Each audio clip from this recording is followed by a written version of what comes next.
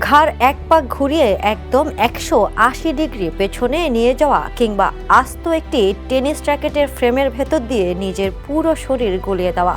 শুনতে কোনো রূপকথা বা সিনেমার জাদু মনে হলেও এই অবিশ্বাস্য দক্ষতাই বাস্তবে করে দেখাচ্ছেন 29 বছর বয়সী সায়াম হায়দার। শরীরকে রাবারের মতো দুমড়ে মুচড়ে দেওয়ার এই ক্ষমতার জন্য পুরো বিশ্ব এখন তাকে চেনে কাশ্মীরের রাবার বয় নামে।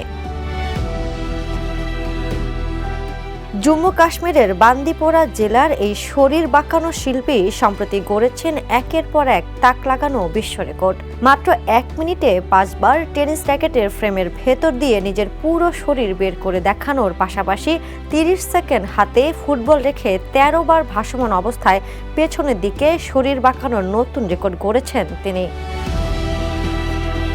তার এই অসাধারণ শারীরিক নমনীয়তা ও অবিশ্বাস্য কীর্তির স্বীকৃতি হিসেবে জায়গা করে নিয়েছেন ইন্টারন্যাশনাল বুক অফ রেকর্ডসে।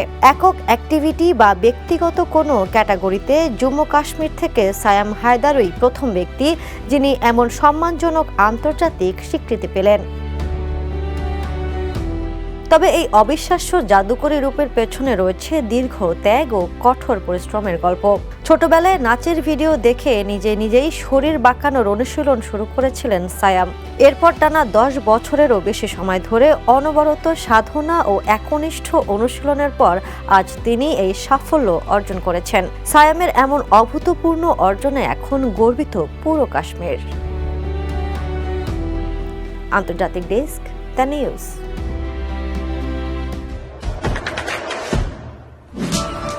দেশে দেশে সবার সাথে দ্য নিউজ।